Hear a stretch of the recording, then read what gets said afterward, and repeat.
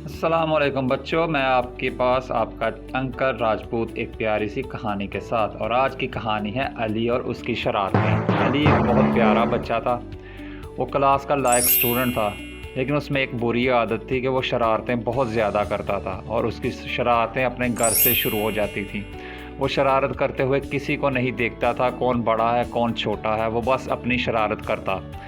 वो किचन में जाता और जब देखता अम्मी बाहर गई हैं तो नमक और चीनी को मिक्स कर देता, वो एक डिब्बे में डाल देता। इस तरह वो अपनी अम्मी को तंग करता। दादी के कमरे में अगर उनकी ऐनक पड़ी होती तो उस पर स्याही मल देता। कभी कभी उनकी ऐनक छुपा देता। दादा को के जूते देखता तो उनमें पानी डाल देता। अब्बू को अगर उसे मना करते तो हमेशा झूठ बोल देता या कोई बहाना कर देता।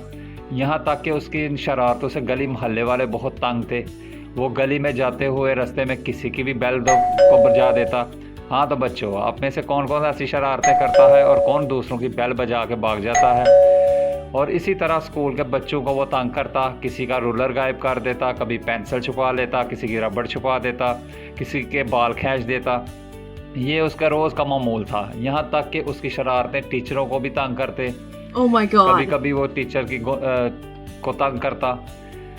यहाँ तक कि एक दफ़ा उसने टीचर की चेयर पे गोंद लगा दी। जब टीचर उस पर बैठे तो उसके सारे कपड़े ख़राब हो गए।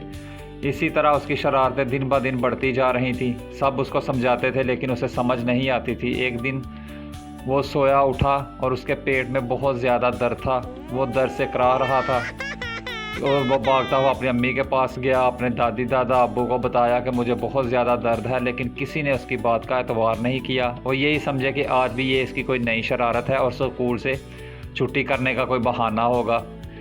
वो थक हार के एक साइड पे बैठ गया और ज़ोर ज़ोर से रोना शुरू कर दिया।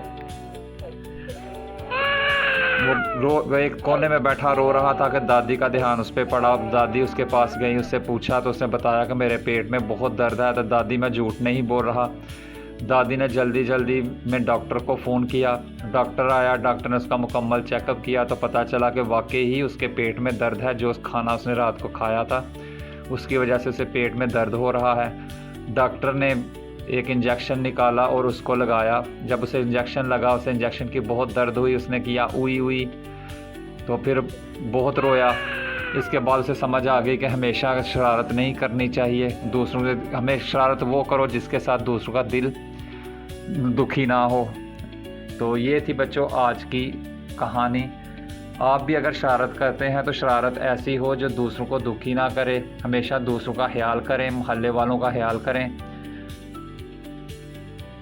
शरारतें बुरी नहीं होती, शरारतें बच्चे करते हैं, लेकिन इस बात का ख्याल रहे कि किसी का दिल ना दुखे और हर किसी को आपके साथ प्यार हो। ये ना हो हर कोई आपसे भागता फिरे। तो ये थी बच्चों आज की प्यारी सी कहानी। तो अपने अंकल राजपूत को रखना याद, हमारे चैनल को करें सब सब्सक्राइब और हमारी वीडियो को करें लाइक। तो मिलते हैं आपके साथ एक नई मज़ेदार सी कहानी में।